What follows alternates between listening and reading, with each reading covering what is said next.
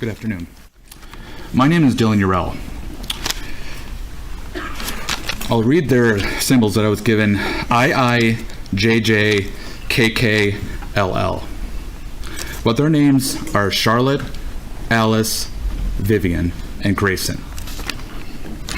I'm not a victim.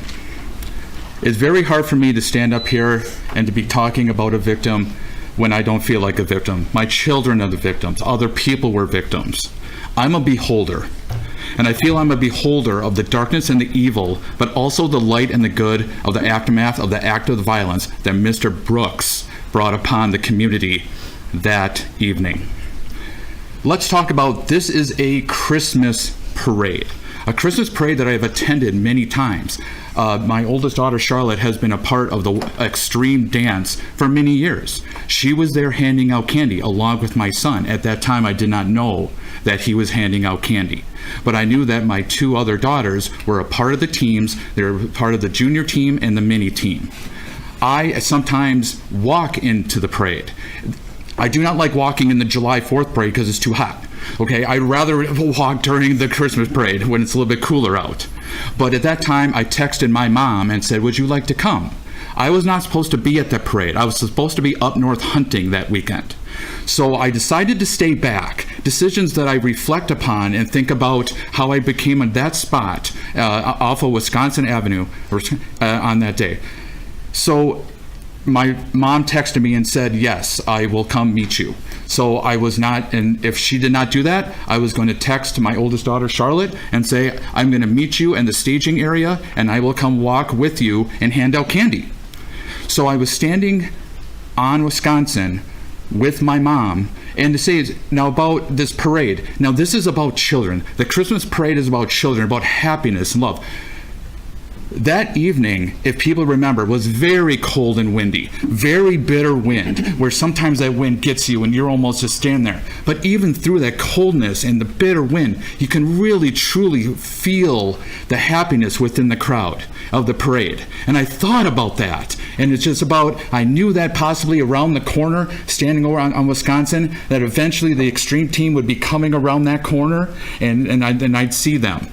And then I had my hood up, and it was cold, but then at the corner of my eye, and kind of watching it, I see a red SUV start to come around that corner, but not really fast, not very fast, because Mr. Brooks, you hit the brakes to go around the corner. If you did not hit the brakes, you would have taken that turn way too fast, and then you would have gone into the Veterans Park. So that part didn't seem too odd to me. My hood was kind of covering. I didn't really see the damage of the SUV. So I saw the SUV turn, but I didn't think it was odd until it did not turn and crashed through the barriers. And then the officer shot 3 times after it. Silence. The parade now, everyone is silent. Northwest Avenue, I live on that road. 2 blocks up. That is my road that I live in. Silence. But then people start kind of moving, where it's like the parade just stopped. I moved to the corner, and then you start seeing and feeling the people starting to stream around the corner, screaming, crying. I have my mom with me. They're saying, do not go around that corner. There are dead people. Do not go around that corner. We both looked at each other, and I said, where are the children? So me and my mom went around that corner and really went through the wake of the evil and hell that Mr. Brooks, that you brought to this community. And going through and seeing and going around the corner and seeing just bodies as far as you can see, injured on the ground. And sometimes I feel personal guilt that I couldn't truly stop and help some of those people in need. I had to keep going until I paused and paused. I have my mom screaming, crying, seeing women, adults, people injured, deceased bodies. Once we passed through that section, that's where, Mr. Brooks, you changed me. Because at that point, there's a difference where they talk about an active shooter. Not everyone saw the officer shoot. So in that case, they didn't know. There's a lot of chaos. There's a lot of misunderstanding. There's a lot of just in that all the realm. People are screaming. People are crying. There's people running all over the place. That's where you changed me, Mr. Brooks. That's where after a thing, I gave myself up to say, if there's an active shooter, I am willing to get shot in my head. I am running up this street. Where are my kids? And that's what I did. And as the darkness descended upon that street, as the sun was going down, and I run up the middle of the street, and I run up to the 5 points, I start seeing the extreme truck that they use, pom-poms on the ground, but you can't see around. And then I come around. I left my mom, which was a decision that I had to make. She caught up, but I took off running. I found my daughter Alice first, and it was mentioned. She had broken teeth, blood on her face, facial. She's so brave.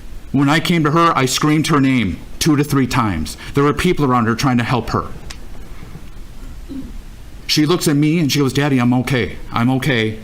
And I didn't know what to. And she looked at me and I just, at that point, I didn't understand. And she goes, and I go, "Where's Vivian?" "She's over there."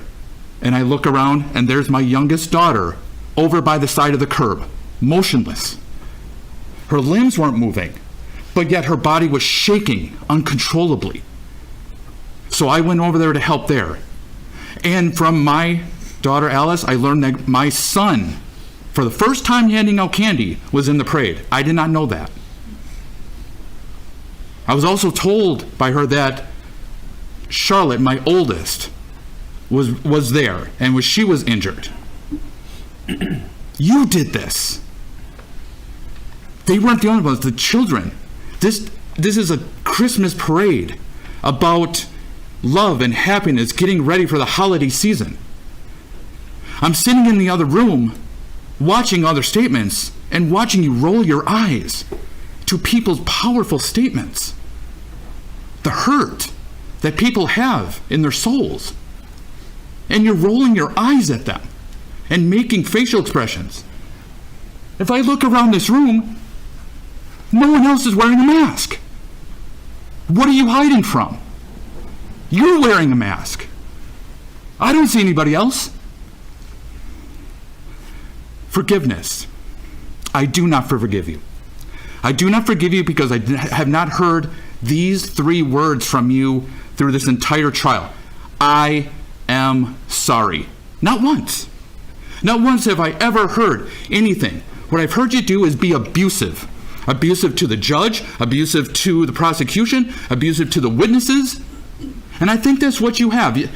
You're an abuser. And then when people stick up to you, do you want to become? Now you're the victim. You carry your Bible. And you say you're a God-fearing man. But I feel those scriptures are hollow and empty to you now. Just like God has left you. You can pat your chest and have that book open, but I don't believe those words and those scriptures mean anything to you anymore. My children are healing, and the community is healing. If there is no verses between my children and the other people that hurt, the people that lost their lives and their families. But we're all in this together now. All of us, the community. It isn't just people that live in Waukesha. What you did have these energy that went across, that goes so far for the people that you hurt. And I don't think you truly understand that, or maybe you don't care. For the sentencing, as other people have said, I feel the maximum is appropriate in this situation. The terror, the horror, the pain, the fear that you've caused to so many individuals. And everyone has their own unique path for healing. And I hope that you will get sentenced to what you deserve. Thank you. Thank you.